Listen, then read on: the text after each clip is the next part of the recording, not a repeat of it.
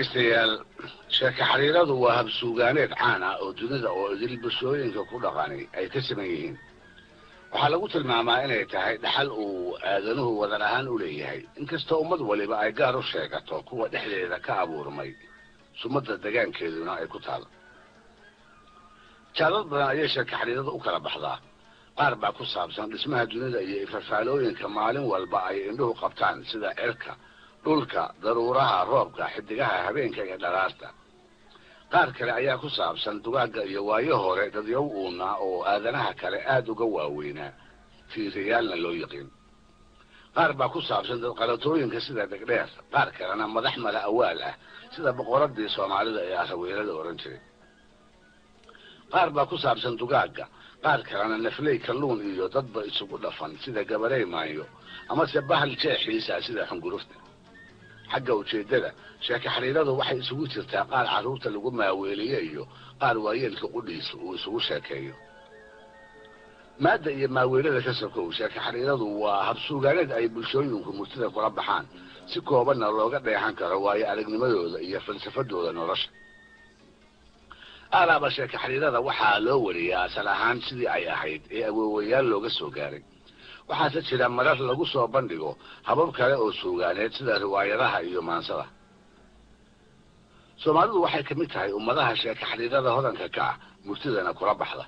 sidoo kale maansayahankii hore ee soomaalidu kama ilduufin qiimaha suugaaneed ee adeegsiga sheeko xariirada ku jira. mar hore iyo mar dambaba ma yara hal abuurada sheeko xariirooyinka wax inagu tusaaleeyey ee aynu madaxa u wada ruxnay kolkii ay maanso noogu rogeen sheekooyin aynu yaraantii ku maqli jiray. markhaati waxaa taa u noqon kara sheeko xariirada ay soomaalidu wada taqaan ummado kale inay la yaqaanaanna ay suuragal tahay. waa qayb libaax sheekada ku magaca dheer ee dhacday habar dugaag oo idil maalintii ay hashu soo dhex martay. boqorka kaynta waa libaaxee qaybinta hilibkeeda maalintuu waraabo u agmaday. maalintii uu kaasina qaldamay markuu ku dhawaaqay in libaaxu hasha bar qaato, barka soo harayna ay intooda kale ku tagaan.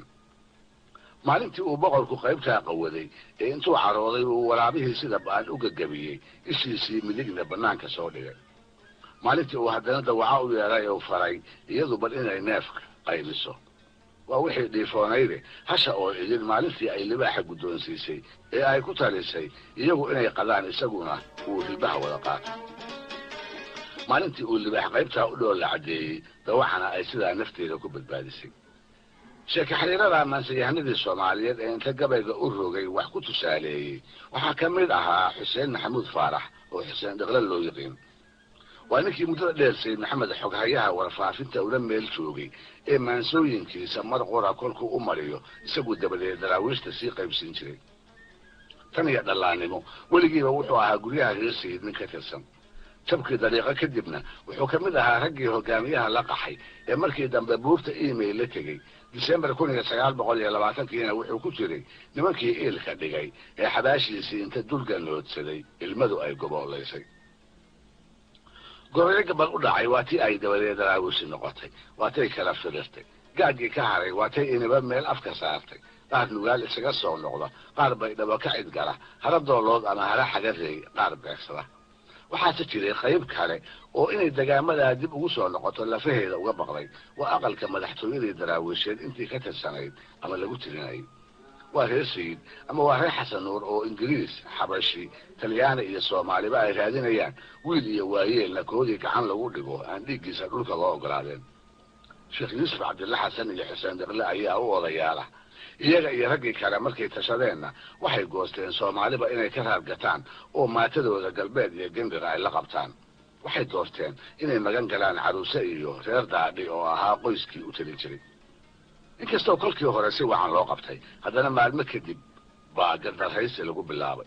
haddiiba wixii gacmahooda dab ku harsanaa ayaa laga wada meersaday. markii dambena dumarkii ay wateen baa loo soo dhigtay, iyada oo aan cidna la weydiisan baa naada buraale hortooda lagu guursaday. cali daniiqo ayaa aqal iska gashaday. qurux haddii la yidhaahdo waa qoftii daraawiisha uga haysatay.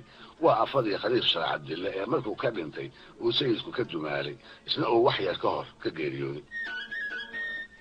taas iyagoo ku ciilqaba ayaa maantii dambe caruuse oo idil duqii u boqranaa nuux maxamed daadhi waxaa hunguri ka galay jamaal sheekh cabdille oo ay sayidka walaala ahaayeen gabriina jirtay. walaalkeed sheekh yuusuf ayuu abbaaray oo weydiistay, isna intuu maraha naftiisa uga yaabay ayuu halhaleel iyo taashila-aan ku siiyey. maxayse ugu taallaa? iyadii baa markii arrinta loo sheegay iska soo taagtay, iyadii baa sina loo soo marsiin waay.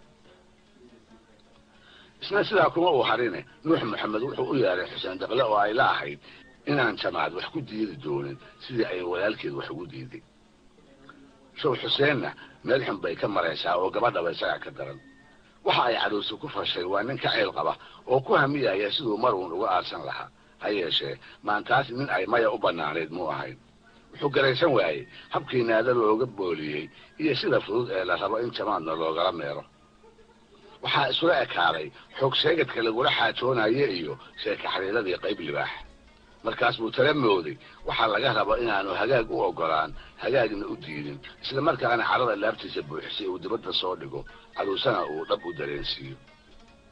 cishadaa buu tiriyey gabaygan aanu qayb ahaan soo bandhigi doono ee suugaanta soomaalidu ay ku faani karayso haddiiba maalin uun suugaamaha la tartansiiyo.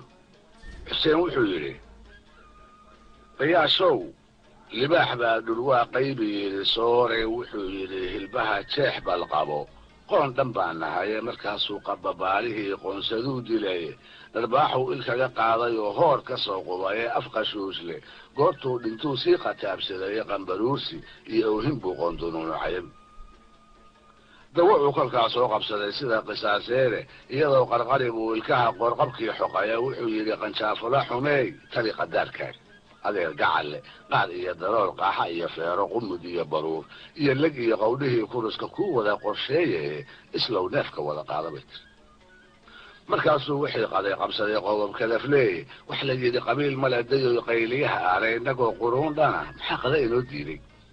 qacdii hore haddaan dayey kortii weerku sii qulushay, bar baa kuu qismaa, waa u xeeday qaaryara ee aniguna qudhaasaan ahoo le qulqulateeye, duqii noo qab weynaa, wakaa qooqa loo dilay ee qadarkii ilaah, iyo rabbaan quudka sugayaa ee qudhaydaan u yaabaya, miyaan idin qasaartiiyo war maanan qudraba haynin baa qabash ka soo waaqsan.